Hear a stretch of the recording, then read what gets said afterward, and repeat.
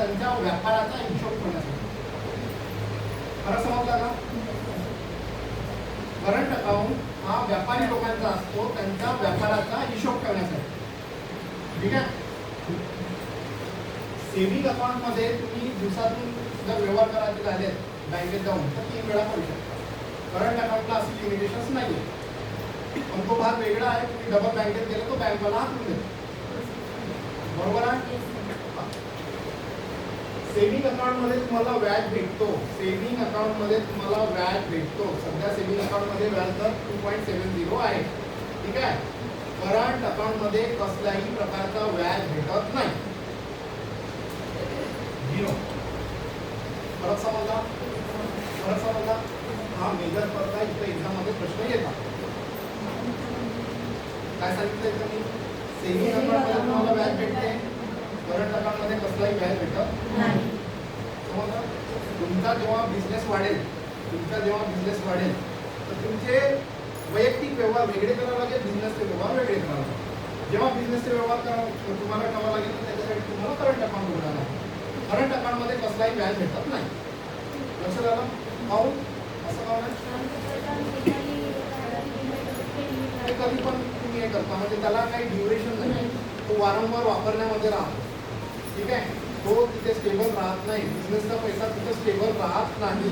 तो वारंवार फिरता राहतो. ठीक आहे. म्हणून इथे हा प्रश्न इम्पॉर्टंट आहे, बरेचदा एक्झाम मध्ये येतात. ठीक आहे.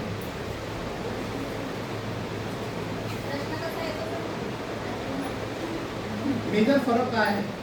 सेव्हिंग, आता तिथे सेव्हिंग आणि करंट हा शब्द नाही वापरत, तिथे चालू खातं बचत खातं हा शब्द वापरतो जनरली. ठीक आहे. समजा माझ्याकडे 1 लाख रुपये आहे. समजा माझ्या आता इथं आलो आपण. समजा माझ्याकडे 1 लाख रुपये आहे. मला त्या 1 लाखाचं काही काम नाही. मी काय करू?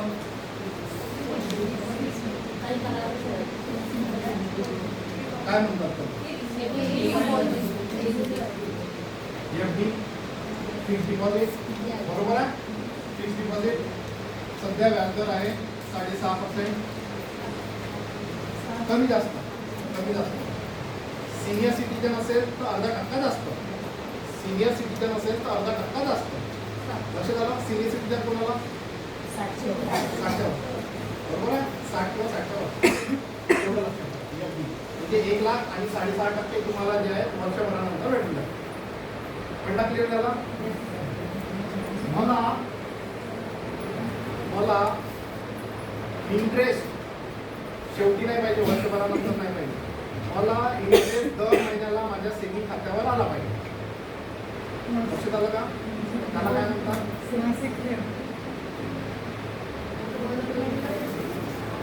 इंटरेस्ट हा मला माझ्या सेव्हिंग खात्यावर दर महिन्याला पाहिजे. 1 लाख रुपये आहे. कोणी कधी 1 लाख आणि 6.5% कधी भेटेल वर्षभरानंतर FD मध्ये. पण मला काय म्हणायचं आहे की माझी समजा अमाऊंट खूप जास्त आहे. मला पगारासारखे पैसे पाहिजे आहेत. दर महिन्याला व्याज जो आहे माझ्या अकाउंटवर आला पाहिजे. त्याला काय म्हणतात?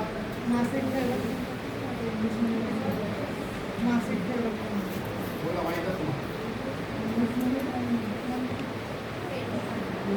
MIC.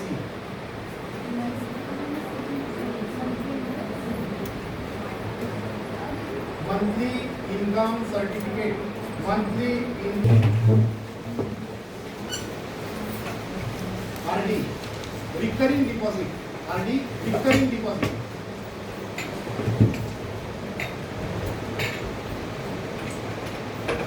RD, recurring deposit.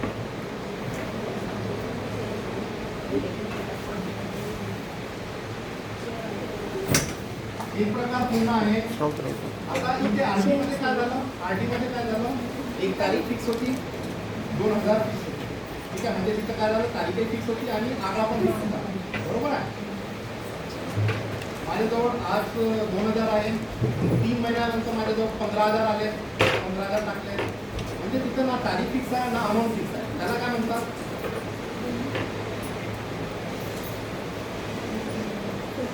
Flexi RD. Flexible आहे म्हणून फ्लेक्सी RD. Flexi RD. ठीक आहे. Flexi RD.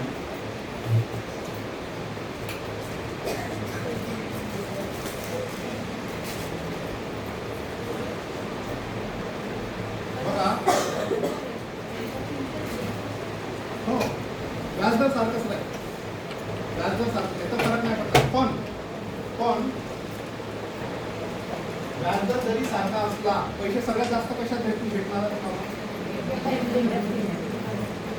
असा प्रश्न तुम्हाला कधीतरी येऊ शकतो.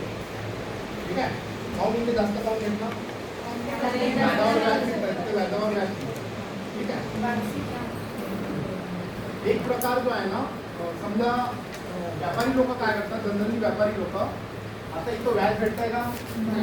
नाही. मग हे लोक काय करतात, पैसा ठेवतात FD मध्ये.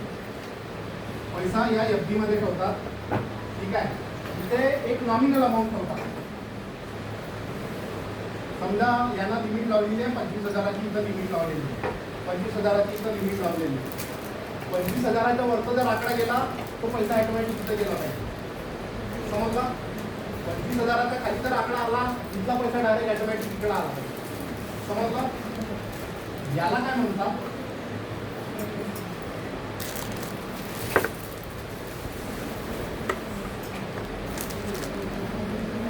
Hybrid account. Hybrid account. ठीक आहे. तुम्ही कधी बघितलं का तुमच्या अकाउंटला बाय डिफॉल्ट स्पायकिंग फॅसिलिटी असते? 25,000ची स्पायकिंग फॅसिलिटी बाय डिफॉल्ट असते. तुम्हाला माहीत नाही आहे, पण ते बाय डिफॉल्ट तुमच्या सेव्हिंग अकाउंटला पण असते. समजा ही FD आता इथे किती भेटतं व्याज? कमी भेटतं ना, इथे व्याज जास्त भेटते. तुम्ही काय केलं, इथं पैसे न ठेवता तुम्ही याला एक लिमिट लावली 25,000 रुपये. ठीक आहे. आणि ही ऍक्टिव्ह याला अटॅच करून टाकली. ठीक आहे. 25,000च्या वरचा आकडा गेला तर तुझं जाईल पैसे इकडे चालले जाते, आणि 25,000च्या खाली आकडा गेला तर इथला पैसा इथं चालला जाईल. याला स्पायकिंग फॅसिलिटी प्रत्येक तुमच्या सेव्हिंग अकाउंटला असते. तुम्हाला माहीत नाही तो भाग वेगळा आहे, बँक सांगत नाही तो भाग वेगळा आहे, पण तुम्हाला माहीत पाहिजे. लक्षात आलं?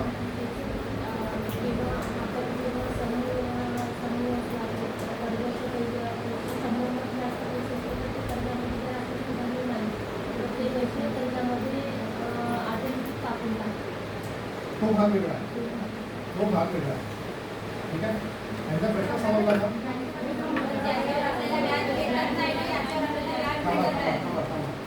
यांचा प्रश्न काय होता की लोन अकाउंट आहे, लोन अकाउंटला समजा त्याच्यात पैसे नाही गेले तर ते ऑटोमॅटिक तुमच्या सेव्हिंग अकाउंटमधून कापून घ्या.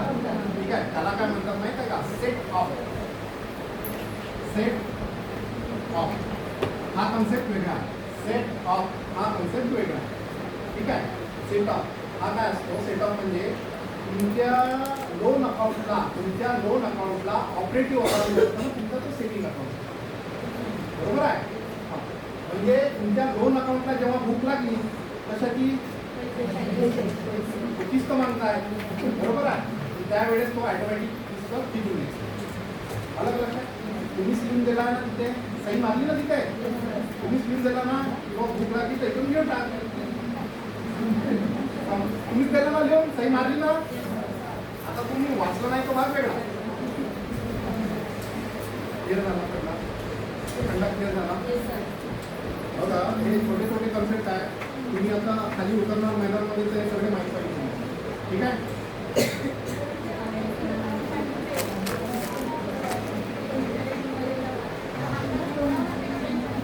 बघा, तुम्ही जेव्हा बँकवाल्याला सांगा, बँकवाल्याला ते माहीत असेल तर तो करू. काय म्हटलं मी? त्या बँकवाल्याला पहिले तेवढं टेन्शन नसते, कारण ते वाटले तिकडे कामं करत असते. सरळ काम करते, पैसे टाकाऊ, पैसे टाकू, सरळ सरळ काम. अलग लक्षात? हां, तुम्ही जर माहीत असला तर थोडे कसं तुम्ही तुमचा फायदा करू शकता. व्यापारी लोकांना केव्हा माहीत राहते? त्यांची चेक लागतात, अकाउंटमध्ये चेक लागतात. ठीक आहे. तो चेक बाउन्स नाही व्हायला पाहिजे म्हणून ते बरोबर ते सोय करून ठेवतात. तो व्याज आहे का? तो व्याज 0%. तर व्यापारी लोक तसे हुशार राहतात. पैसे जवळ लक्षात आलं? ज्यांना माहीत असते ते बरोबर मागे लागू करून घेतात. ज्यांना माहीत आहे ते. ठीक आहे. चलू पुढे. टॉपिक लक्षात आला? हां, एक प्रश्न मोस्ट इम्पॉर्टंट. बँकेत ठेवलेला पैसा तुमचा सेफ आहे का?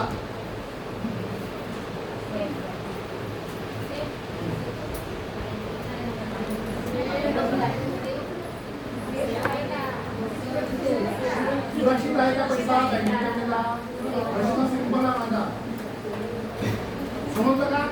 काय बोललो मी?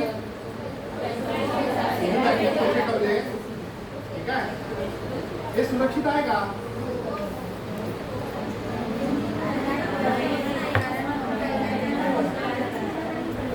एक्झाम मध्ये इथं प्रश्न आलेला आहे. इथे मी बोलतोय ना त्याच्यावर एक्झाम मध्ये प्रश्न आलेला आहे. तुम्ही सांगा, मी विचार करून सांगा. 1 मिनिट घ्या. प्रश्न आलेला आहे. एका मार्गाचा प्रश्न आपला. ठीक आहे, सांगा.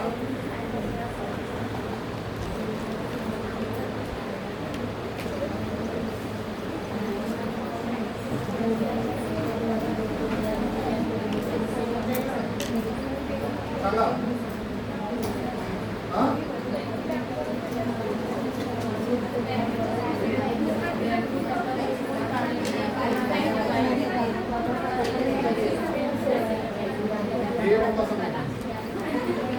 माझा प्रश्न समजला का?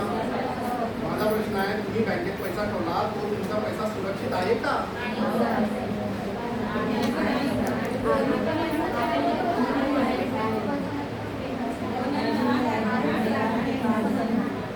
आहे? का सांगून राहिले सर तुम्ही? डोकं खराब करून राहिले. का समजलं नाही? माझा प्रश्न कठीण आहे का? तर एक तो हो द्या, नाही तर नाही द्या. ते काय?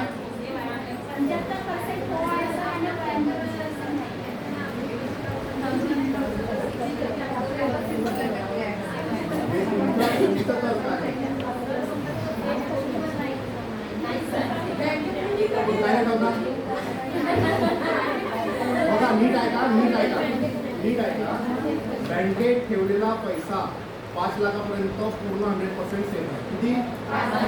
5 लाखाचा वरती गेला तर तो राबर होतो.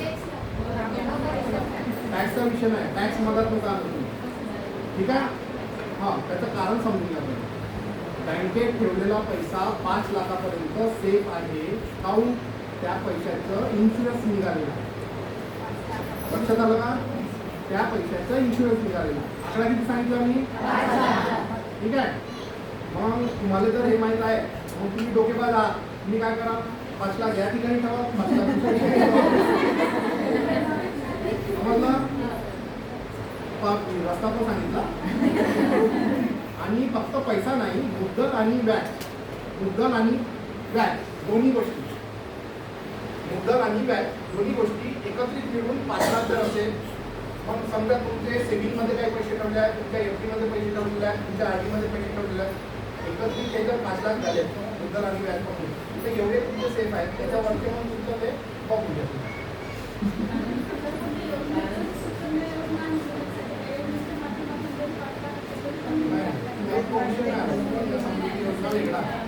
सुकन्या समृद्धी योजना सोशल सिक्युरिटी स्कीम मधली योजना आहे. सोशल सिक्युरिटी स्कीम मधली योजना आहे, ती जरा वेगळा. ठीक आहे, लक्षात आलं का मी काय म्हणतो? आता इन्शुरन्स कोणता आहे?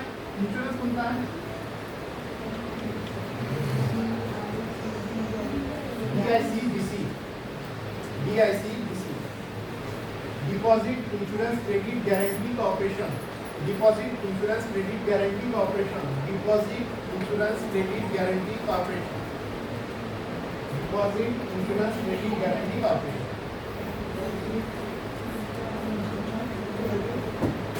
एक्झाम मध्ये प्रश्न आलेला आणि 5 लाख.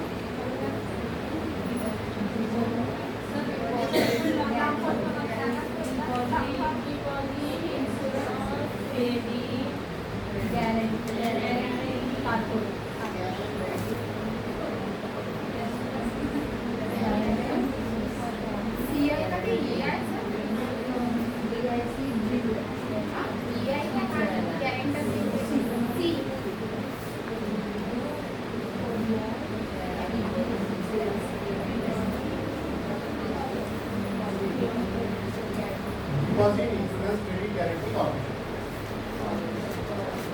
इथं प्रश्न आलेला आहे, लक्षात घ्या. त्या एक्झाम मध्ये प्रश्न आलेला आहे, तो गडबड करू नका. ठीक आहे, येऊ शकतो.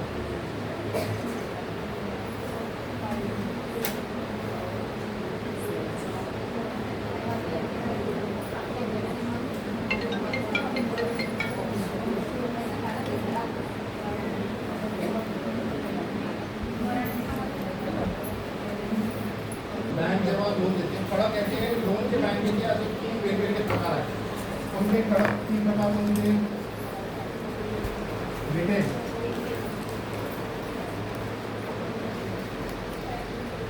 ॲग्रिकल्चर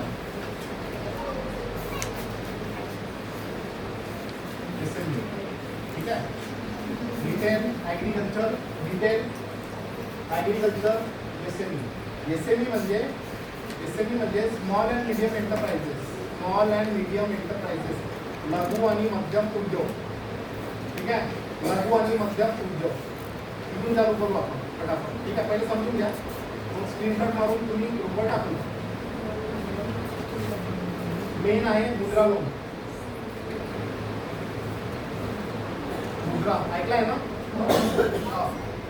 मुद्राचं दुसरं नाव काय एक्झाम मध्ये प्रश्न आलेला आहे त्याचा.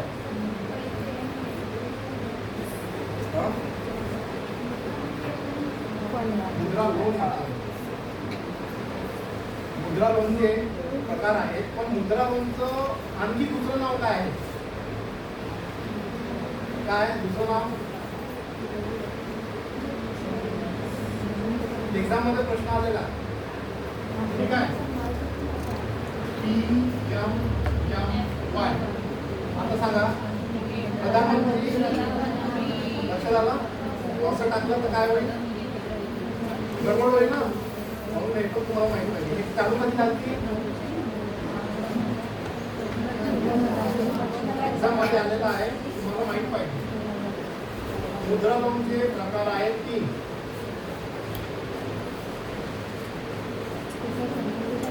शिशु किशोर तरुण. शिशु किशोर तरुण हे 3 प्रकार आहेत मुद्रा लोनचे. शिशु कशाला म्हणतात. 10,000 ते 50,000 ते लोन आहे. 10,000 कशाला म्हणतात. लहान बाळाचं शिशु म्हणतात पण इथे जो कन्सेप्ट आहे तो थोडासा वेगळा आहे. 10,000 ते 50,000 जे लोन आहे त्याला म्हणतात शिशु. ठीक आहे. 50,000 ते 5,00,000 जे लोन आहे त्याला म्हणतात शिशु. 50,000 ते 5,00,000.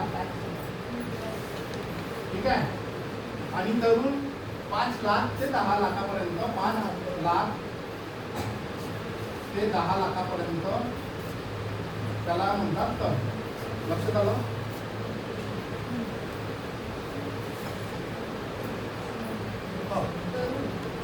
लोन जेव्हा बँक देते किस्तीमध्ये देते. बरोबर आहे. तर किस्ती जवळपास बँकेच्या किस्ती लागतात 36 महिने 60 महिने 84 महिने म्हणजे 3 वर्ष 5 वर्ष 7 वर्ष 3 वर्ष 5 वर्ष 7 वर्ष. ठीक आहे. मुद्रा लोन मध्ये एक प्रकार आणखी ऍड झालेला रिसेंटमध्ये. मुद्रा लोन मध्ये रिसेंटमध्ये एक प्रकार आणखी ऍड झालेला आहे. समजा एखाद्यानं मुद्रा लोन घेतलं 10 लाख रुपये. एखाद्यानं 10 लाख रुपये मुद्रा लोन घेतलं आणि त्यानं व्यवस्थित ते पैसे परत केले तर तो दुसऱ्या प्रकारासाठी इलिजिबल झाला. ते आहे तरुण प्लस.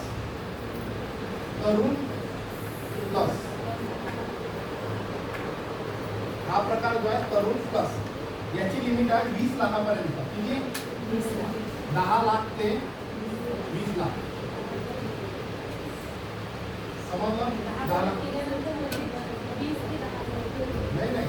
समजा तुम्ही लोन घेतलेला आहे तर तुम्ही जे लोन घेतलेलं आहे मुद्राचं ते तुम्ही व्यवस्थित भरलं त्याच्यानंतर तुम्ही ह्याच्यासाठी इलिजिबल झाले. लक्षात आलं का. ते तुमची डिमांड जशी राहील त्याच्या हिशोबाने. पण लिमिट मॅक्झिमम किती 20 लाखापर्यंत. समजलं का. पण हे कधी ऍक्टिवेट झालं. हे तुम्ही व्यवस्थित भरलं तेव्हा तुम्ही इलिजिबल झाले याच्यासाठी. नाही तर नाही. हा लोन इम्पॉर्टंट काऊन आहे आणि कामाचा काऊन आहे हा कारण याच्यामध्ये कोलॅटरल सिक्युरिटी नाही लागत. लक्षात आलं. तुम्ही बँकेत लोन मागासाठी गेले तर तो काय म्हणते भाऊ काहीतरी सिक्युरिटी दे. बरोबर आहे. पण या मुद्रा लोन मध्ये कुठली कोलॅटरल सिक्युरिटी लागत नाही म्हणून हा इम्पॉर्टंट आहे. लक्षात आलं? हे थोडं लक्षात घ्या. हे रिसेंटली घडामोडी आहे, ते इथे कदाचित प्रश्न येऊ शकतो. ठीक आहे. हां, इथं काय प्रश्न मुद्रामध्ये, प्रश्न 100% याच्यावर राहणार मुद्रामध्ये. आणि किती प्रश्न तयार झाले तुम्ही स्वतः बघा. त्या एका टॉपिकवर प्रश्न किती तयार झाले बघा. काही प्रश्न विचारून काही डोक्यात प्रश्न असेल तर विचारा.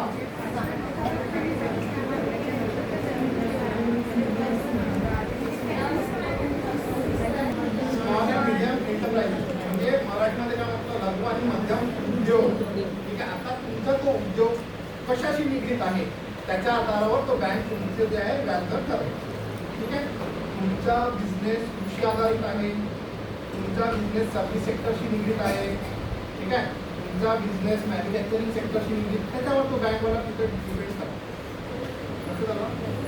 तो 8% पासून तिकडे 12% पण जाऊ शकतो.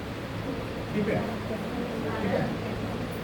पहिले ॲग्री अलाइड ॲक्टिव्हिटीसाठी मुद्रामध्ये लोन देत नव्हते, आता ते देतात. ठीक आहे. पण मुद्रा लोन तुम्ही जसं बँकवाल्याला म्हटलं तो हाकून देतो. काहून हाकून देतो? लोक म्हणत असतात ते काय झालं, ही योजना खूप चांगली आहे पण लोकांना एवढं बदनाम करून टाकलं आहे, मोदीने पैसे दिले म्हणून ते आम्हाला बंदच नाही. ठीक आहे. त्यावेळेस काय झालं, जेव्हा ही योजना लॉन्च झाली तेव्हा बँकवाल्यावर एवढं प्रेशर टाकलं की ते उलटे कोणी पण येत आहे लोन सुधारून तोंडा. ठीक आहे.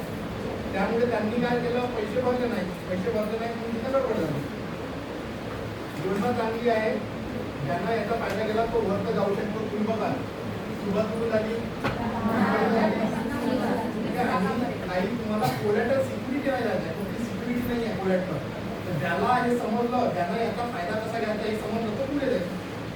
नाही तर बाकी जर म्हणजे डुबवणारे आहे त्याचं बघा बँक बघून आहे होऊ शकत ना, बँक काही डुबत नाही. ठीक आहे. पण डबल बँक तुम्हाला उभं करत नाही.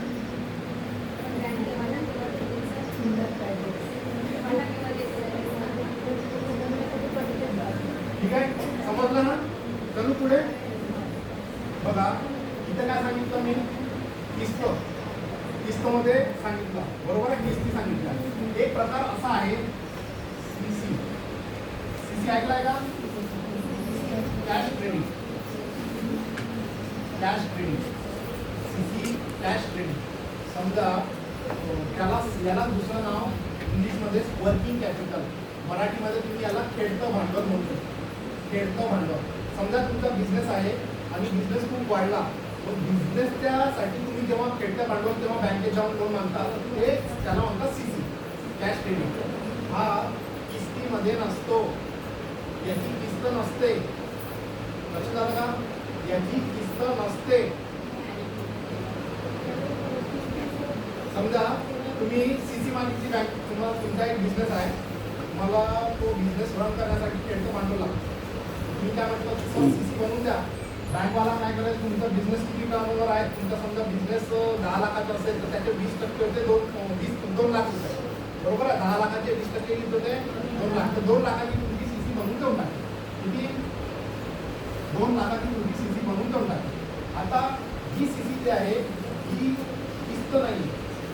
तुम्हाला जसे पैसे लागले तेवढे तुम्ही काढले, परत टाकले, पैसे काढले टाकले, जेवढे पैसे तुम्ही काढले व्याज त्याच्यावरच लागले.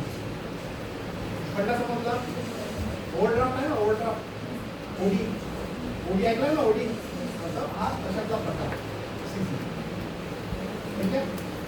तर हा तेव्हा वापरायचा जेव्हा तुमचा बिझनेस वाढेल. ठीक आहे. आणि बँक लोन कसं देते, हे सीसी कशी देते, 20% ते 25% असा राहा.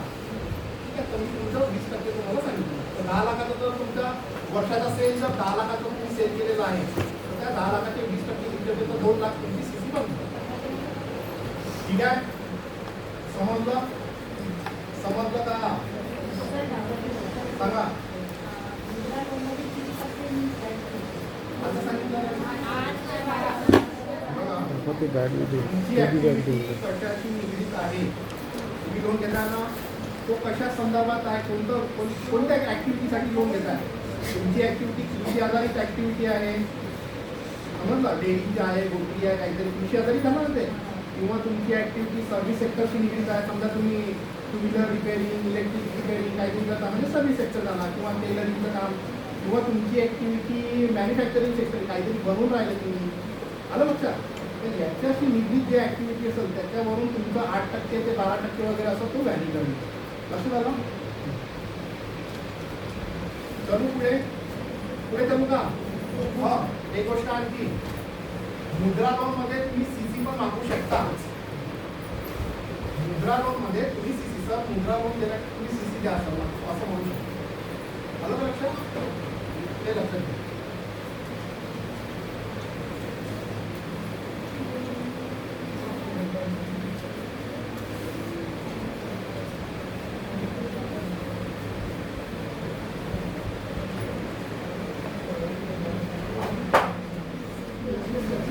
Cluster based finance, cluster based finance,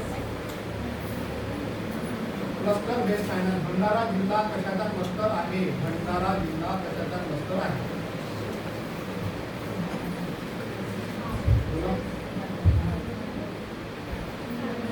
धान, धानाचा क्लस्टर आहे ना.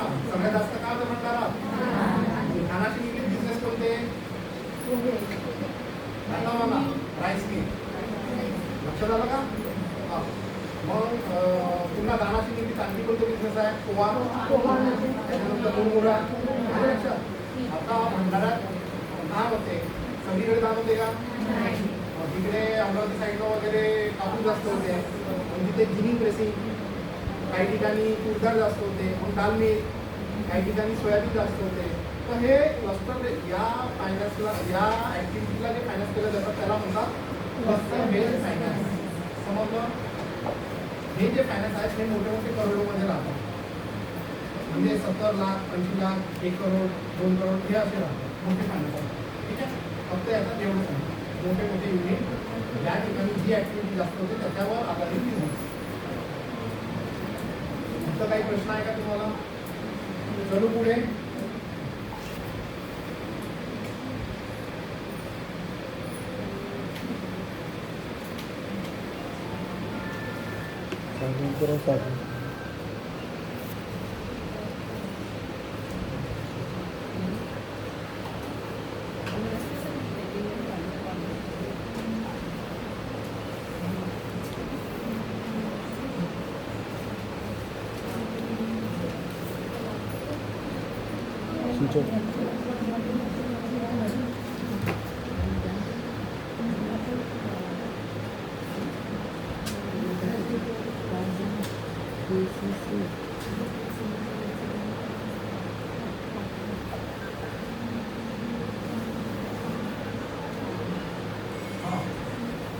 ॲग्रिकल्चरमध्ये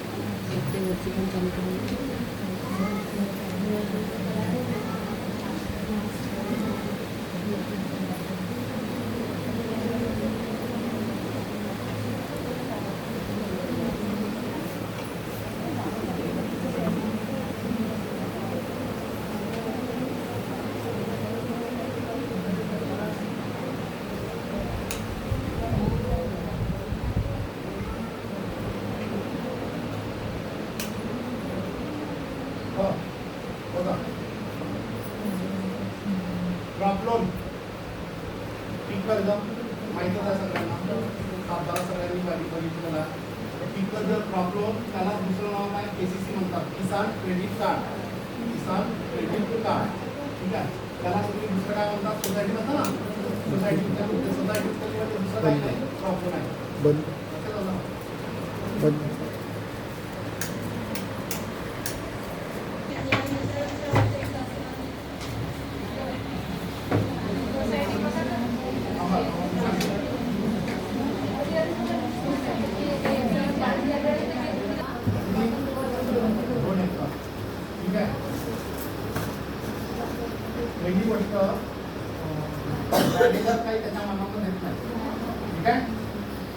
प्रत्येक मॅनेजरकडे एक चार्ट दिलेला असतो, एक चार्ट असतो. त्या चार्टला काय म्हणतात? Scale of finance.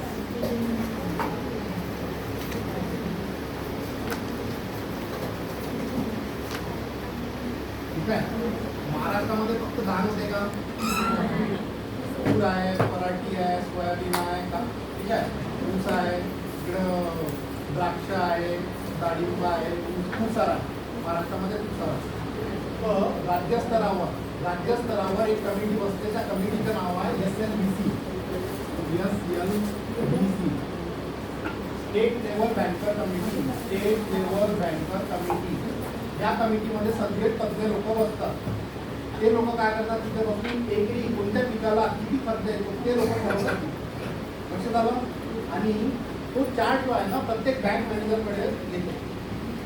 दरवर्षी हे जे चार्ट आहे, हा जो स्केल ऑफ फायनान्सचा चार्ट आहे, हा रिवाईज होतो. लक्षात आलं? म्हणजे तुम्ही धानाचा पहिले मागच्या वर्षी आकडा वेगळा असेल, त्या वर्षी लोनचा आकडा वेगळा असेल. बरोबर आहे? काहून? कारण स्केल ऑफ फायनान्स जे आहे या कमिटीनं रिवाईज केलेला आहे, चेंज केलेला आहे. समजलं का? हां. आता समजा 2 एकर तुमच्याकडे शेती आहे. त्या 2 एकरामध्ये तुम्ही धान लावता. धानाला सध्या देऊन राहिले किती? 24,200 एकरी. लक्षात आलं? तुमच्याकडे 2 एकर आहे तर किती झालं आहे? किती झालं? बरोबर. म्हणजे 2 एकराला तुम्हाला एवढा खर्च येऊन राहिलेला आहे. ठीक आहे. याच्यामध्ये पोस्ट हार्वेस्ट एक्सपेन्सेस म्हणजे कापणीनंतर जो खर्च येतो तो 10% याच्यात ऍड करतात. 48,400 चे 10% किती होते? बरोबर. याची टोटल किती होते? याची नाही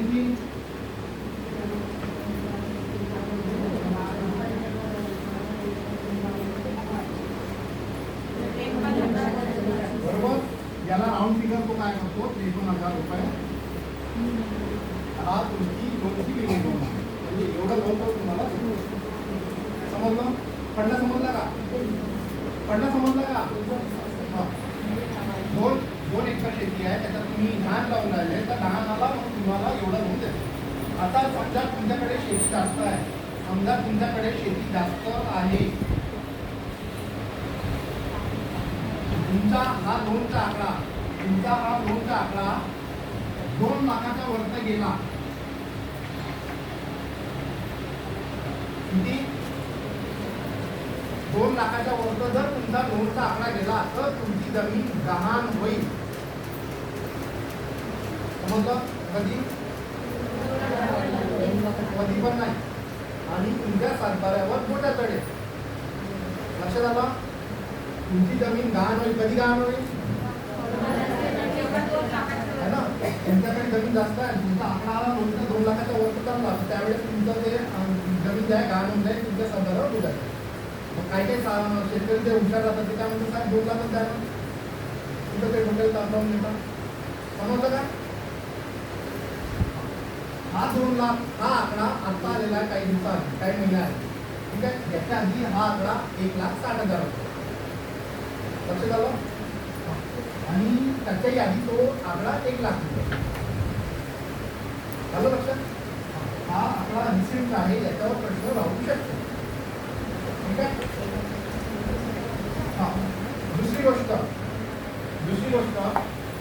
बघा, इथे काय केलेलं आहे तुम्हाला? क्रॉप लोन तुम्ही आता घेतलेला आहे, पुढच्या वर्षी भरलेला आहे. बरोबर आहे? पण क्रॉप लोनची एक पद्धत अशी पण आहे की तुम्ही डायरेक्ट तुमची लिमिट 5 वर्षासाठी करून घेतली. किती? त्याला प्रोग्रेसिव्ह लिमिट म्हणतात. Progressive limit.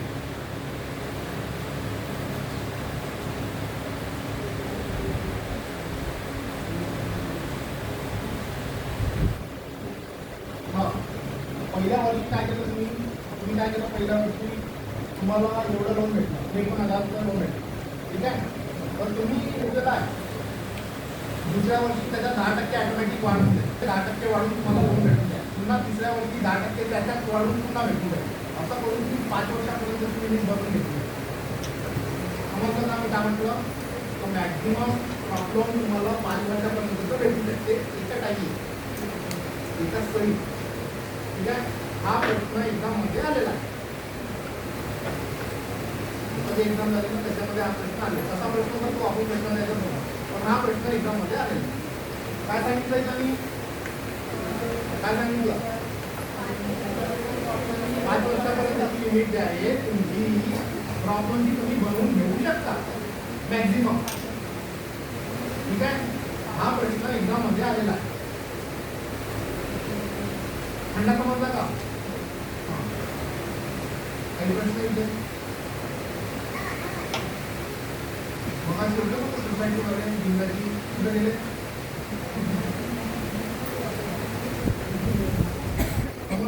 इंग्रजी काय आहे?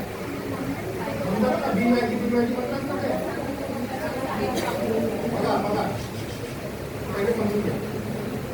मी ऐकलं ना बिनवाजी म्हणून कोणत्या एका सोसायटीमध्ये है ना. पहिली गोष्ट फुकट काही नसते. जेव्हा तुम्ही सोसायटीचे मेंबर बनले, तुम्ही काय केले? शेअर्स तिथं घेतले, भागीदारी घेतली, मग त्या शेअर्सचं डिव्हिडंड कुठं गेलं? भेटलं का तुम्हाला? हा पहिली गोष्ट. दुसरी गोष्ट ते काय म्हणतात 31 मार्चपर्यंत भरावं लागते म्हणून व्याज लागत नाही. 31 मार्चपर्यंत भरावं लागते म्हणून व्याज म्हणतात. सगळ्याचा लावतात ते. इथे काय होतं ते सांगतो तुम्हाला. ड्रॉप जे राहते त्याच्यावर व्याज किती राहते? जनरली 7%. हे समजलं ना? हे समजलं ना?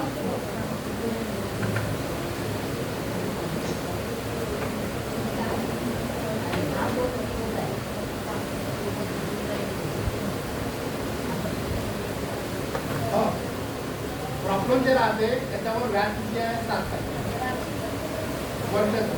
ॲन्युअल 7%. बरोबर आहे. पण तुम्ही वेळेत पैसे भरले तर याच्यामध्ये व्याज परताव येतो. लक्षात आलं का? व्याज परताव येतो.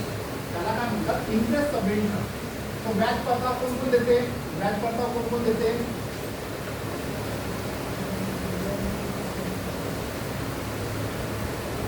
Central government 1%.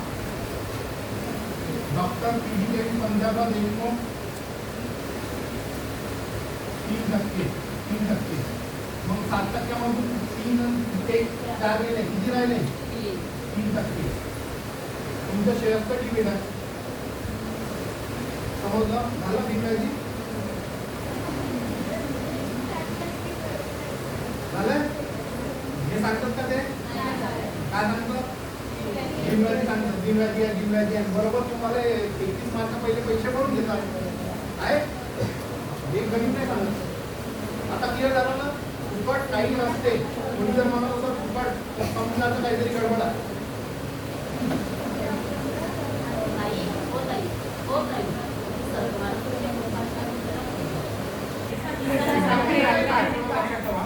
आता रिसेंटली या 2-3 वर्षापासून जे आहे 1-2 वर्षापासून हे 2 नवीन स्कीमा ऍड झालेल्या आहेत. KCC animal husbandry, KCC fishery. लक्षात आलं का? KCC animal husbandry, KCC fishery. समजा तुमच्याकडे गाय असेल किंवा म्हस असेल तर तुम्हाला याचा फायदा घेता येईल. केसीसी ॲनिमल हजबंड्रीमध्ये समजा गाय असेल आणि ती टॅग असेल, म्हणजे टॅग असेल म्हणजे जिल्हा असेल. ठीक आहे. तुम्हाला प्रति गाय 12,000 रुपये भेटू शकतात.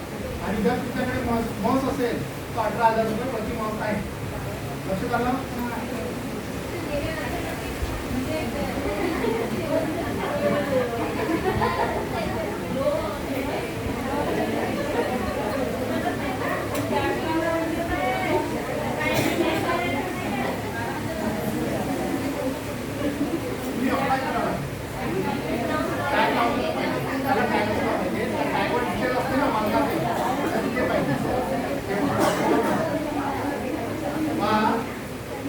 मेल्यानंतर नाही भेटत ते. त्याला त्याचं जे वर्षभराला काही खाद्य विद्या लागेल औषध पाणी त्याला त्याच्या संगोपनासाठी भेटतं. ठीक आहे. तुम्ही मारू नका त्यांना.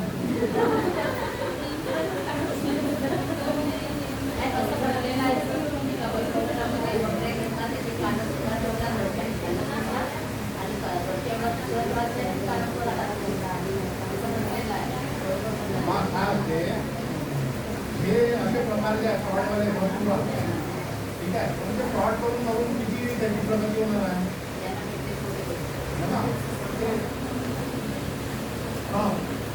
हे लक्षात आलं. ॲनिमल हजबंड्री काय सांगितलं मी, 2 प्रकार सांगितले कोणते, गाय मग ठीक आहे. वर्षभरासाठी तुम्हाला ते भेटतं, फक्त ते टॅग असले पाहिजे. हा केसीसी फिशरी, केसीसी फिशरी समजा याच्यामध्ये समजा त्या शेतकऱ्याकडे तळं आहे, मत्स्याचंच तळं आहे, 1 हेक्टरचं तळं आहे. 1 हेक्टर, 1 हेक्टर म्हणजे किती हेक्टर, 2.5 हेक्टर. 1 हेक्टरचं तळं आहे, त्याला 1,80,000 रुपये त्याला भेटतात. किती, 1,80,000, 2 रुपये भेटतात. ठीक आहे.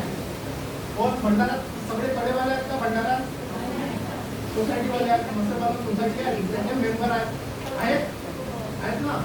तो प्रति सभासद 10,000 रुपये झालेला आहे. किती, प्रति सभासद 10,000 रुपये. हे रिसेंट आहे, याच्यावर कदाचित प्रश्न येऊ शकतो. ठीक आहे. याच्यात काय सांगितलं, केसीसी ॲनिमल हजबंड्रीमध्ये काय असेल, 12,000,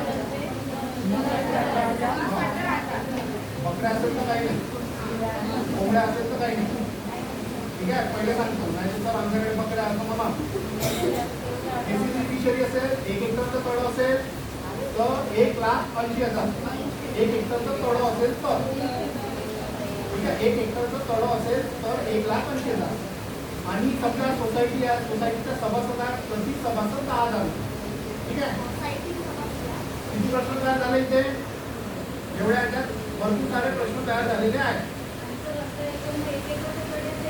हा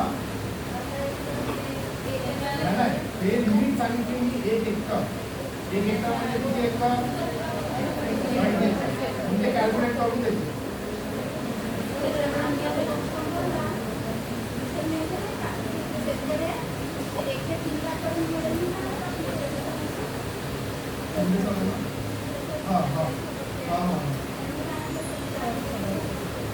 भेटले का, स्कीम असेल तर पण हे बँकेतून आहे. हे बरेच लोकांना माहीत नाही. हे 2 जे आहेत ना खालचे, हे बरेच लोकांना नाही माहीत. ठीक आहे. थोडं तुम्ही याच्यावर भर द्या. समजा तुमच्या घरी जरी सोसायटी उठत असेल, प्रॉब्लेम उठत असेल, हे तुम्हाला आता माहीत झालेलं आहे, त्या हिशोबाने तुम्ही लोन घेऊ शकता. ठीक आहे.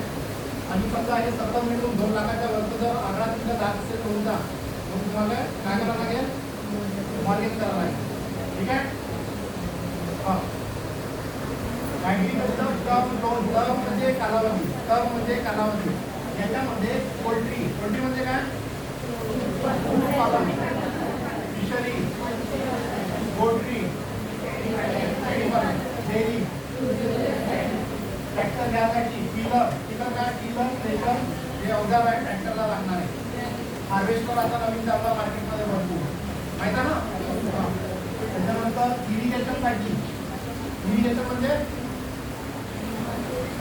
पाईपलाईन वगैरे टाकायचे असेल, ठिबक सिंचन वगैरे टाकायचं असेल शेतामध्ये, त्याला इरिगेशन म्हणतात. फेन्सिंग, फेन्सिंग म्हणजे कंपाऊंड, कंपाऊंड वगैरे टाकायचं असेल त्याच्यासाठी फेन्सिंग, त्याला फेन्सिंग म्हणतात. प्लांटेशन, लागवड करायची असेल, फळबाग लागवड करायची असेल त्याला प्लांटेशन. वेल, विहिरीसाठी, विहीर बांधण्यासाठी, एवढ्या सगळ्या गोष्टीसाठी तुम्हाला बँक ॲग्रिकल्चर टर्म लोनमध्ये लोन घेऊ शकता. पण तुमच्याजवळ जमीन किती आहे त्याच्या आधारावर येते. लक्षात आलं. फॉर एक्झाम्पल ट्रॅक्टर 5 एकर ओलिताची असेल तर तुम्हाला तो ट्रॅक्टर देईल. ठीक आहे, नाहीतर नाही, अवॉइड करेल. असं आहे. आता इथं सिक्युरिटी काय, इथं सिक्युरिटी काय आहे बँकेकडे, इथं सिक्युरिटी काय आहे,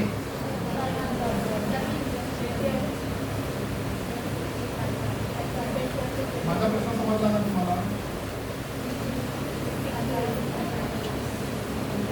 माझा प्रश्न तुम्हाला समजला का. बँक तुम्हाला लोन देत आहे, बँकेकडे या लोन मध्ये सिक्युरिटी काय आहे,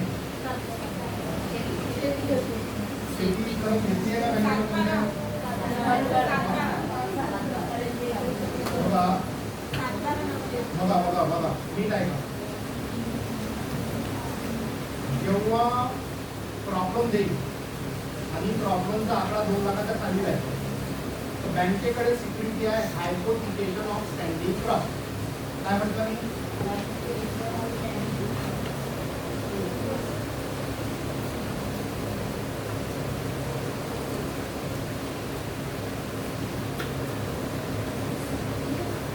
तुमचं ते जे उभं पीक आहे ते बँकेकडे नजरबंद आहे. हायपोथिकेशनला मराठीत म्हणतात नजरबंद. लक्षात आलं? कोणत्या आकड्यापर्यंत? 2 लाखाच्या नंतर काय होऊन राहिलं? मॉर्गेज होऊन राहिली. बँकेकडे काय केलं? तुमचे कागदपत्र गेले. बरोबर आहे? समजलं? बँकेचा बोजा चढला सरकारवर. लक्षात आलं का? पण त्याच्या आधी पण काय? हायपोथिकेशन. लक्षात आलं? हे जे हायपोथिकेशन आहे ना, याच्यावर एक्झाममध्ये प्रश्न येईल. लक्षात आलं? सिक्युरिटी एक वेगळा टॉपिक आहे, त्याच्यात मी सांगेल कोणते येतात, काय सिक्युरिटीला काय म्हणतात. ठीक आहे, पण आता हे टॉपिकमध्ये तुम्हाला माहित पाहिजे की इथं ही सिक्युरिटी. इकडं काय सिक्युरिटी होती? इथं मुद्रा लोनमध्ये काही सिक्युरिटी नव्हती. बरोबर आहे? पण जेव्हा मुद्रा लोन आलती, जेव्हा मुद्रा लोन सुरुवातीला आलतं तर त्याच्यावर CGTMSE कव्हर दिलं. CGTMSE CGTMSE कव्हर म्हणजे गव्हर्नमेंटनं काय म्हटलं, बँकवाल्याने किंवा यमुना तुमचं बिंदा. लक्षात आलं का? तर हे CGTMSE कव्हर म्हणजे बँकवाले काय करत होते, त्या लोन धारकाच्या खात्यामधून 2% जे आहे एक फी चार्ज करत होते. 2%. ठीक आहे, त्या 2% मध्ये हा कव्हर ते विकत घेत होते. कोण? लोनधारक. 1 वर्षासाठी तो कव्हर राहतो. लक्षात आलं का? म्हणजे ती सिक्युरिटी मुद्रा लोनमध्ये राहते. नंतर ते काढून टाकली. ठीक आहे, तर तिथे बाय डिफॉल्ट पण त्यांना ते गव्हर्नमेंटनं सिक्युरिटी देणं चालू केलं. तर त्याला काही कुठलं नाव नाही दिलं. ठीक आहे, हे असे 2-3 प्रकार आहेत, ते मी नंतर सांगितलं तुम्हाला केसमध्ये. इथं काय आलं? इथं एक तर मार्केट बँक किंवा याच्यात जर घेतलं तर ते परत ते तुमची CGTMSE कव्हर लागेल. ठीक आहे, आकडा जर जास्त जात असेल तर बँक म्हणेल काहीतरी गहाण ठेवा तुम्ही प्रॉपर्टी मॉर्गेजमध्ये. ठीक आहे, इथं हे मोठे मोठे लोन आहेत, तर इथं ऑलरेडी बँक काय वापरून राहिलेलं आहे, त्यांची जी जमीन आहे ती गहाण होऊन राहिली, जी मशिनरी आहे ती गहाण होऊन राहिली, ते जे युनिट आहे ते गहाण होऊन राहिलेलं आहे. त्याच्यात जर तो अमाऊंट फिफ्टी होत नसेल तर बँक काय म्हणते, अजून प्रॉपर्टी द्या. ठीक आहे, हे काय झालं? सिक्युरिटी झाली. म्हणजे इथं काय मागितलं? मॉर्गेज मागितलं. ठीक आहे, इथं काय झालेलं आहे? हायपोथिकेशन झालं. ठीक आहे, या हायपोथिकेशनवर लक्ष ठेवायचं. याचा प्रश्न राहील का म्हणून. इथं जर 2 लाखाच्या वर तुमचा आकडा जात असेल, इकडे तुम्हाला तुमच्याकडून काय करायचं, ते जमीन गहाण करेल, मॉर्गेज करेल. तर मॉर्गेज हे सिक्युरिटी झाली बँकेकडे.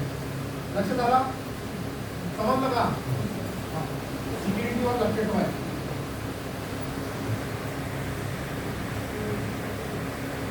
काही प्रश्न इथे?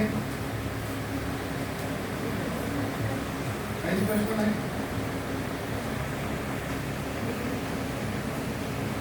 काही प्रश्न नाही?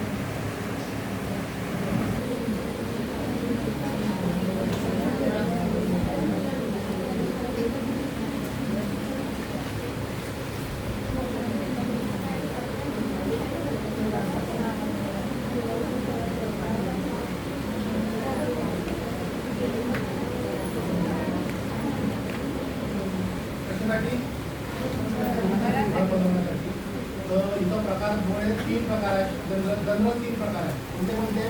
तुम्हाला घर घ्यायचं आहे त्याच्यासाठी किंवा घर बांधायचं त्याच्यासाठी.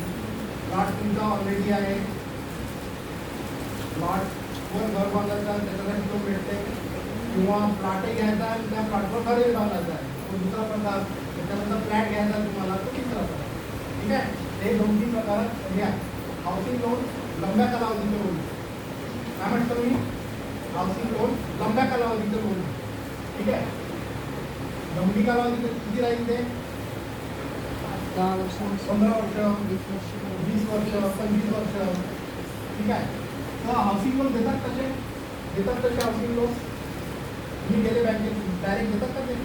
कसं करतात मग?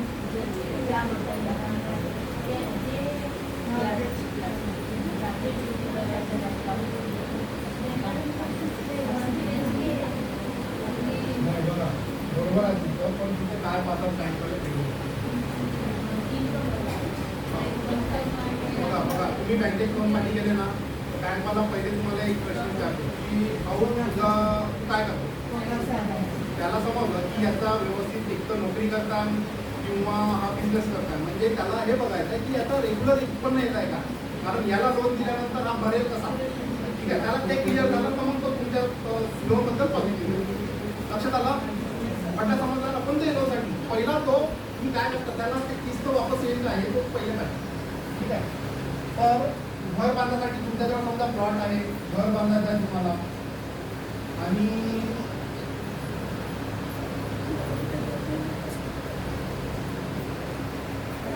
सर्च रिपोर्ट म्हणजे काय ऐकलाय? सर्च रिपोर्ट ऐकलाय का? बघा सर्च रिपोर्ट कोण काढते? बँकेच्या पॅनलवर वकील असतात. त्या वकिलाकडे बँकेला तुम्हाला पाठवतो आणि तुम्हाला काय तो सर्च रिपोर्ट काढायला लावतो. ठीक आहे. त्या सर्च रिपोर्टमध्ये ते जे प्लॉट तुमच्या नावानं आजच्या घडीला आहे ते खरंच तुमच्या नावानं आहे का? पहिले हा कोणाच्या नावानं होता, पहिले शेत होतं, त्याचे तुकडे झाले, ते पूर्ण साखळी तो त्या रिपोर्टमध्ये टाकते आणि मग खरं सांगते की बॉ ही प्रॉपर्टी याच माणसाची आहे. ठीक आहे. तो सर्टिफाय देतो, त्याला म्हणतात सर्टिफाय. लक्षात आलं?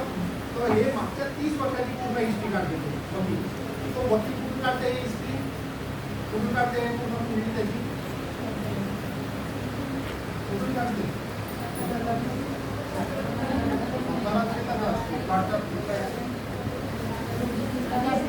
Registry office. लक्षात आलं? त्या रजिस्ट्री ऑफिसची जे स्लीप असते ना त्या सर्च रिपोर्ट सोबत लागलेली आहे. लक्षात आलं? किती वर्षाचा म्हणतात? 30 वर्षाची पूर्ण पूर्वी काढली. ठीक आहे. मग जेव्हा मॅनेजर तो पाहते त्याला लक्षात येते की ही प्रॉपर्टी याच व्यक्तीची आहे म्हणून तो मॅनेजर काय म्हणतो तो बाकीच्या परमिशन ज्या आहेत बांधकामाच्या परमिशन ज्या राहतात ना ते घेऊन टाका आणि व्हॅल्युएशन आणि इस्टिमेट काढा. व्हॅल्युएशन आणि इस्टिमेट कोण काढते? सिव्हिल इंजिनियर काढतो. बँकेच्या पॅनलवर सिव्हिल इंजिनियर असतात. हा व्यक्ती त्या इंजिनियरकडे जातो, तिथून तो व्हॅल्युएशन काढतो आणि एस्टिमेट काढतो. एस्टिमेट म्हणजे काय होते? अंदाजपत्रक. म्हणजे काय? कशाचा अंदाज? त्या घर बांधायला समजा 1000 स्क्वेअर फूटचं घर बांधून आले, त्या बांधकामाला किती खर्च येतात, त्याच्यात काय दिलेलं असते, विटा किती लागते, सिमेंट किती लागते, गिटी किती लागते, लोखंड किती लागते, सगळं त्याच्यात आराखडा पूर्ण दिलेलं असतं आणि पूर्ण खर्च त्याचं किती झालेला. ठीक आहे. समजा 25 लाख रुपये तुम्हाला खर्च येऊन राहिलेला घर बांधकामाला. लक्षात आलं का? ते सगळं त्याच्यामध्ये दिलेलं असतं. त्याच्यानंतर व्हॅल्युएशन रिपोर्टमध्ये काय दिलेलं असते? ते जे प्रॉपर्टी आहे त्याची आजची सरकारी किंमत किती आहे, डिस्ट्रेस व्हॅल्यू किती आहे, मार्केट व्हॅल्यू, अशा 4-5 प्रकारच्या वेगवेगळ्या किमती काढून त्याच्यात दिलेलं असतं व्हॅल्युएशन रिपोर्ट. किती रिपोर्ट काढले तुम्ही आता? द्यायच्या आधी काय काय केलं इथे? पहिले सर्च रिपोर्ट काढला, परमिशन घेतलं, त्याच्यानंतर व्हॅल्युएशन काढलं आणि इस्टिमेट काढला. बरोबर आहे? म्हणजे 3 खडक काढलेले आहेत पहिले. म्हणजे तुमचे इतकं पैसे खर्च झालेले आहेत सुरुवातीला.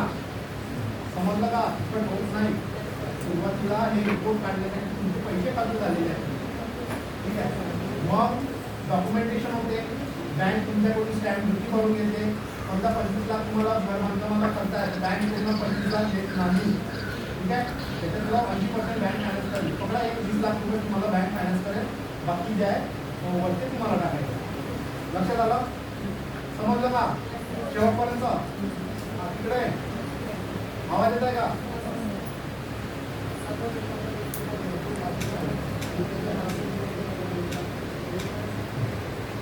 बघा घरतून जनरली कुठे लागून गावामध्ये तुम्ही बँकेनं हाऊसिंग लोन दिलेलं कधी बघितलं आहे का? काहून? कारण ते गावातली जी जमीन आहे त्याचा येणे नसते.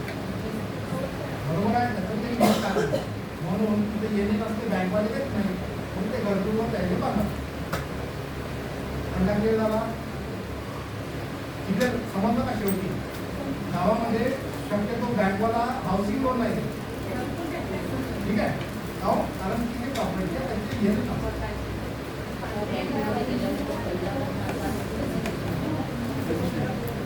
येणे झालेली प्रॉपर्टी सगळं.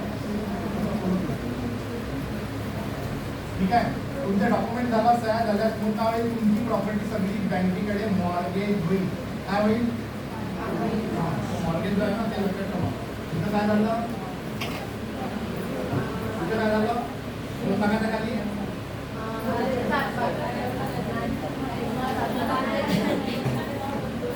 2 लाखाच्या खाली काय झालं इथे? हायपोथिकेशन. ठीक आहे. 2 लाखाच्या वरचं काय झालं इथे?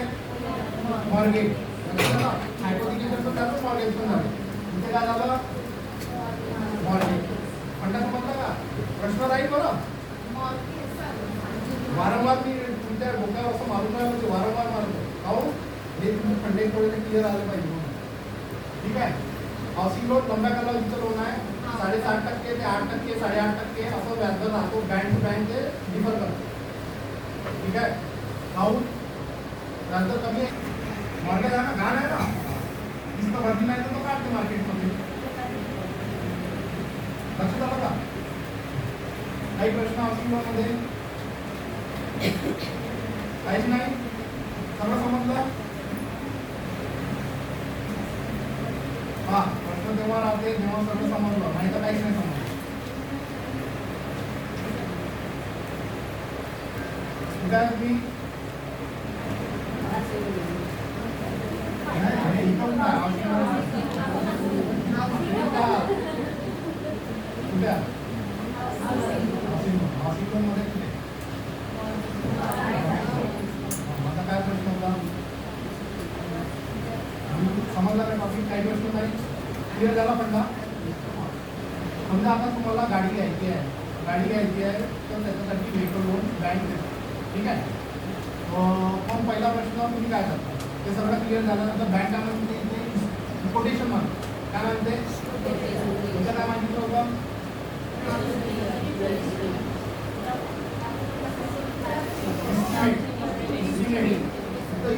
आराखडा मागितला ना, तुमचं काय मागितलं?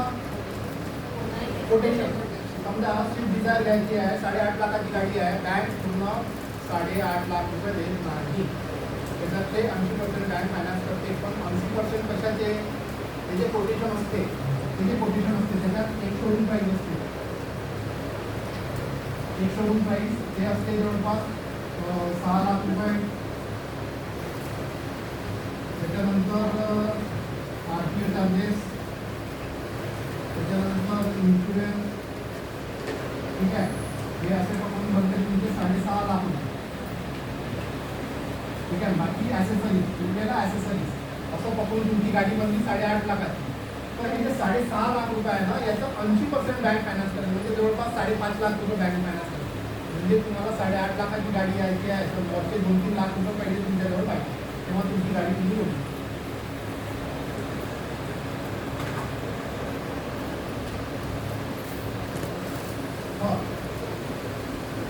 व्हेकल लोन मॅक्झिमम 84 मंथसाठी देतात. किती? 84 मंथ, 84 महिने.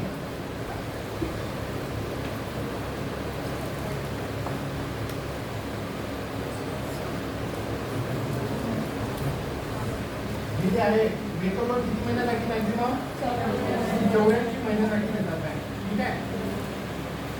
माझा प्रश्न एक पुन्हा, तुम्ही हाऊसिंग लोन घेतला, ठीक आहे. या हाऊसिंग लोन समजा हा महिना आहे, या महिन्यात तुमचं लोन सँक्शन झालं, सगळे डॉक्युमेंट सगळं लोन सँक्शन झालं. या हाऊसिंग लोनची किस्त कधी चालू झाली, कधी चालू होणार?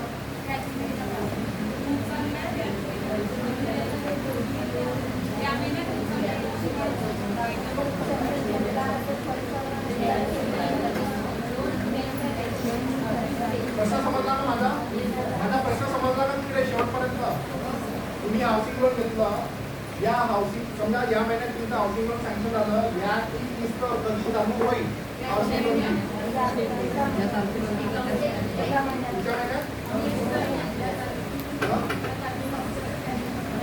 ज्या तारखेला होतं तर त्या दिवसापासून. अजून काय उत्तर दुसरं? एका महिन्यानंतर. अजून एका महिन्यात तुमचं घर बांधून नाही का? मग कसे दोन झाले किस्त? अंडा समजला मी काय बोलतो?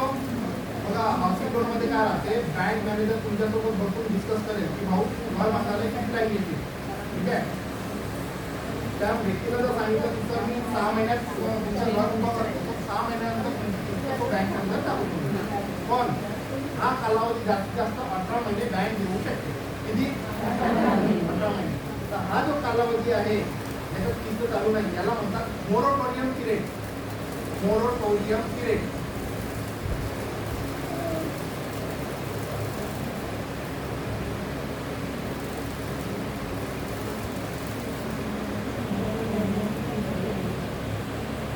मोरटोरियम पिरियड, रेस्ट पिरियड पण म्हणू शकता, त्याच्यात तुमची किस्त चालू नाही आहे. ठीक आहे, फंड समजला का? हा.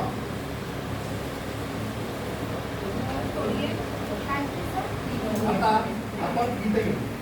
वेतन लोन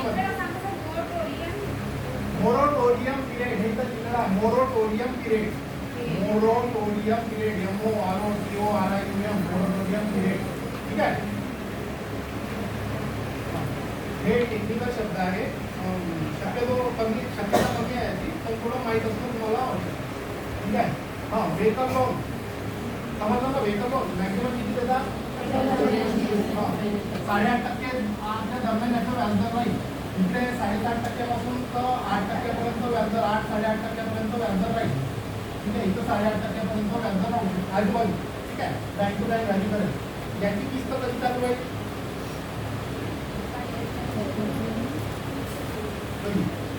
समजा आता सँक्शन झाली, कधी चालू होईल याची किस्त? लगेच पुढच्या महिन्यात चालू होईल. ठीक आहे, हे लक्षात ठेवा, याची किस्त लगेच पुढच्या महिन्यात चालू होईल. इथं सिक्युरिटी काय आहे? इथं सिक्युरिटी काय आहे?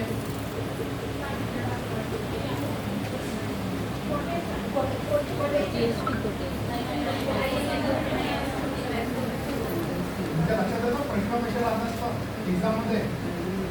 इथं सिक्युरिटी काय?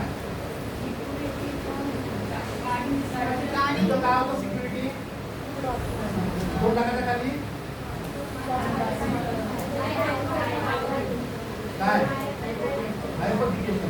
ठीक आहे, हे सिक्युरिटी करायचं. आलं लक्षात? हां, गाडीला पण तेच सिक्युरिटी. हां, आता का बरं?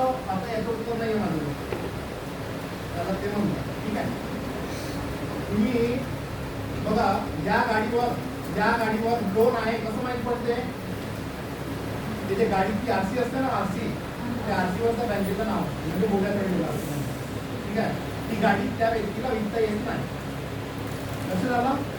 हां, तर हे 2-3 गोष्टींच्या माहिती असू द्या, कारण तुमचा प्रश्न राहतो एवढे एज्युकेशन लोनमध्ये.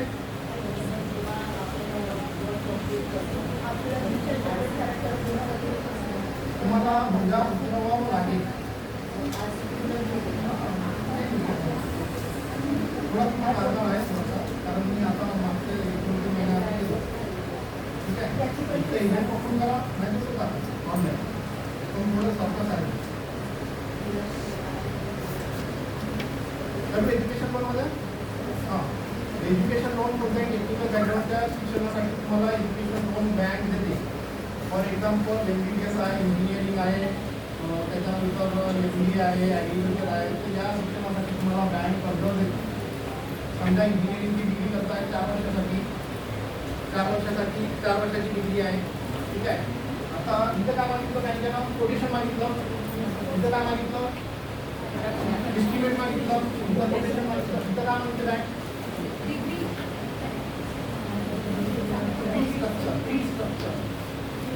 Fee structure. इथं बँक काय म्हणजे फी स्ट्रक्चर, म्हणजे 4 वर्षाला तुम्हाला किती खर्च येतो पूर्ण आराखडा त्या फी स्ट्रक्चरमध्ये दिलेला असतो. लक्षात आलं? Fee structure, fee structure.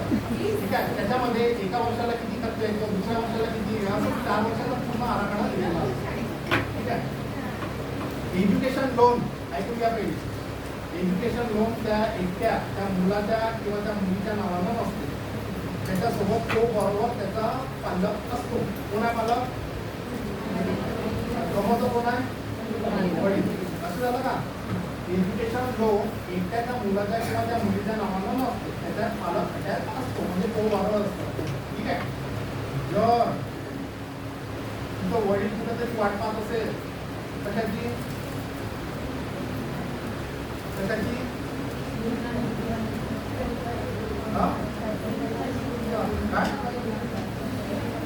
नाही वाट पाहत असेल, कशाची वाट पाहता तुम्ही? कशाची?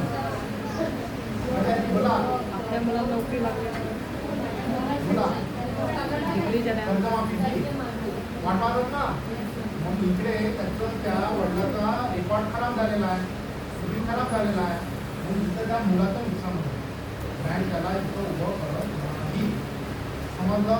काय लॉस झाला? काय लॉस झाला इथे? किती मोठा लॉस झाला समजलं?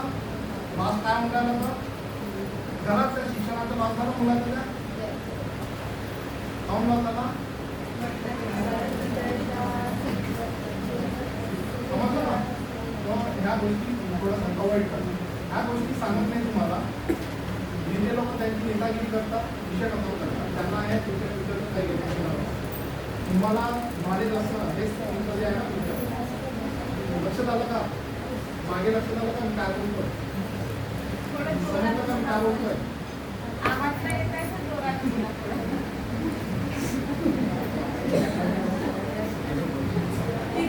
एज्युकेशन लोनची किस्त कधी चालू होते? इथे दोन क्रायटेरिया आहे. इथे एज्युकेशन लोन मध्ये दोन क्रायटेरिया आहे.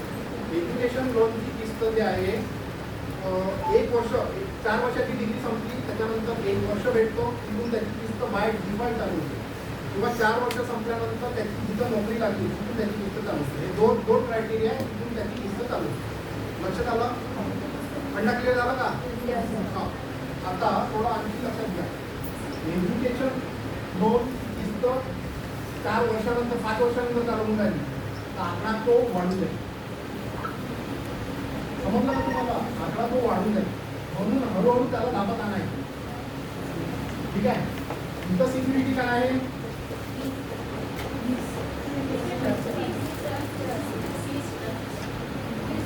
सिक्युरिटी मी सांगितलीच नाही बघा. इथं सिक्युरिटी काय आहे? 4 लाखापर्यंत पहिले तुम्हाला मार्जिन नाही आहे काही. म्हणजे 4 लाख समजा तुमचा 4 वर्षाचा खर्च येत असेल पूर्ण 4 लाख बँक देईल. ठीक आहे. मार्जिन म्हणजे जसं इथं गाडी तुमची किती होत होती? गाडी किती होत होती? 8.5 लाखाची गाडी होती. पण बँक कर्ज किती देऊन राहिला? बरोबर. हे जे वरचं जे आहे ना याला म्हणतात मार्जिन. घर बांधण्यासाठी खर्च किती येत होता? 25 लाख. बँकेला किती दिले? 20. ते 5 लाख द्या ना ते झाली मार्जिन. समजलं? हां. एज्युकेशन लोनमध्ये 4 लाखापर्यंत समजा खर्च येत असेल 30% 4 लाख दिवस असेल किंवा त्याचा खालचा आकडा बँक पूर्ण देईल. असं झालं? हां.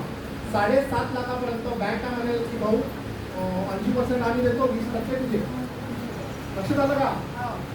लक्षात आलं ना? 20% 7.5 लाखापर्यंत. 7.5 लाखाच्या वरचा जर आकडा गेला लोनचा, आकडा सांगतो मी 7.5 लाखाच्या वरचा जर लोनचा आकडा गेला तर बँक काय म्हणेल की भाऊ काहीतरी सिक्युरिटी द्या. मग बँक इथं प्लॉट मागेल किंवा घर मागेल मागेल. लक्षात आलं?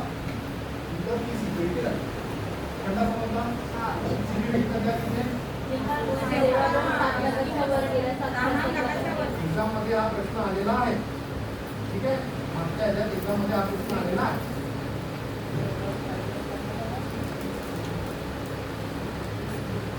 क्लिअर झालं? क्लिअर झालं? बघा सुरुवातीपासून जे आहे ना हळूहळू लोन जे आहे ना दाबत आणायचं. म्हणजे इकडे जो आहे 5 वर्षानंतर किंवा 4 वर्षानंतर तो आकडा खूप जास्त दिसणार. ठीक आहे.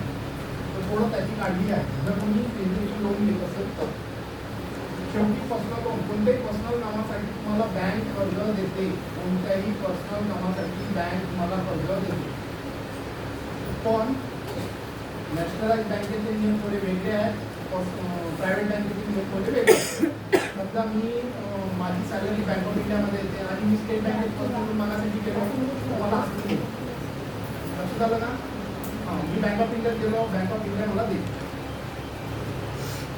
काऊन? कारण माझी सॅलरी त्याच्याकडे आहे. ठीक आहे. पण माझी सॅलरी जरी बँक ऑफ इंडियात असेल तर मी गेलो प्रायव्हेट बँकेमध्ये HDFC बँकेत गेलो किंवा ICICI बँकेत गेलो ते देतील. काऊन? त्यांना माहीत आहे कुठं नाही जाणार बरं. ठीक आहे. प्रायव्हेट बँका लेंडिंगसाठी म्हणजे लोन द्यासाठी ॲग्रेसिव्ह आहे. तेवढ्या ॲग्रेसिव्ह तुमच्या नॅशनलाइज बँका नाही. समजलं का? फंडा समजला का? मी काय बोलतो? ठीक आहे. काही प्रश्न? रेट ऑफ इंटरेस्ट 10.5% पासून 15% पर्यंत तुमचा रेट ऑफ इंटरेस्ट लागतो. बघा 10.5 10.5% तर 15% पर्यंत तुमचा रेट ऑफ इंटरेस्ट पर्सनल लोनमध्ये राहतो. एज्युकेशन लोनमध्ये रेट ऑफ इंटरेस्ट 12%च्या वरचा राहतो, 13% वगैरे हा कॉमन आहे. लक्षात आला? गडबड वाटते का काही गडबड वाटते का? तुम्हाला गाडी घ्यायसाठी असेल गाडी घ्यायची असेल तर वेट गेट किती लागतात? मग शिकायचं असेल तर गडबड नाही वाटत? त्याच्यासाठी किती लावणार येते? ट्रॅक्टर घ्यायचा असेल तर 13%. गडबड नाही वाटत?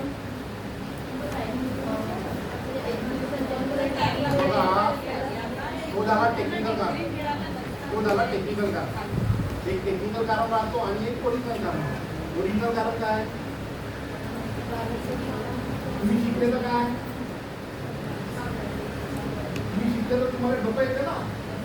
तुम्हाला डोकं आलं तर कसं तुम्ही जास्तीचे प्रश्न विचारता ना. तुम्ही कामधंद्याला लागतात. तुम्ही मग माझी आधी करावं का कोणाची? समजलं? बघा ही वस्तुस्थिती आहे. म्हणून शिक्षणाला जास्तीत जास्त महत्त्व आहे. कारण एक घरातला एक व्यक्ती जरी शिकला आणि त्याला नोकरीवर लागण्यापूर्वी पुढे गेला तर तो बाकीचा भर होत नाही. हे बाकी हे जे तुमचं आहे नेता पेताच्या मागे काही लागण्याची आवश्यकता पडते. ही गोष्ट त्यांना आवडत नाही. असं झालं का? म्हणून आता जर तुम्ही बघितलं शिक्षण एवढं महाग झालेलं आहे चांगलं MBBS ची डिग्री करायला तुमच्याजवळ जर 1 करोड असेल तर तुम्ही म्हणू शकता नाही तर तुम्ही तुमच्या लायकीचं नाही. लक्षात आलं का? किती खतरनाक आहे ते. काही प्रश्न असतात विचारा. माझा लोनचा टॉपिक झालेला आहे. आणि गोल्ड लोन तुम्ही घेता. गोल्ड लोन तुम्ही इथे टाकू शकता, तुम्ही ॲग्रिकल्चरमध्ये टाकू शकता. ॲग्रिकल्चरच्या कामासाठी जर घेतलं तर ते ॲग्रिकल्चरमध्ये टाकू शकता. पर्सनल कामासाठी घेतलं तर तुम्ही इथे टाकू शकता. आणि गोल्ड लोन हे 100% सिक्युअर्ड लोन आहे. बँक कोणती बँक गोल्ड लोनसाठी नाही म्हणत नाही. ठीक आहे? अहो दिला पहिल्याच दिला आहे तुम्ही. बरोबर आहे ना? हां. पर्सनल लोनसाठी कुठलीही सिक्युरिटी नाही आहे. पर्सनल लोनसाठी मी 2 क्रायटेरिया सांगितले, प्रायव्हेट बँकेचे आणि नॅशनलाइज बँकेचे. ठीक आहे? नॅशनलाइज बँक आहे ते याची सिक्युरिटी म्हणजे सॅलरी माझ्याकडे आहे ना तरच देते. पण प्रायव्हेट बँक तसं नाही. पर्सनल लोन अनसिक्युअर्ड लोन आहे. अनसिक्युअर्ड लोन आहे. पर्सनल लोन अनसिक्युअर्ड लोन आहे. म्हणून कोणी जेव्हा बँकेत जाते पर्सनल लोन मागते तर बँक शक्यतो अवॉइड करते. अवॉइड करते कारण तिथं अशी झालं का? काही प्रश्नाचा विचारा. 2 मिनिटं टाईम देतो.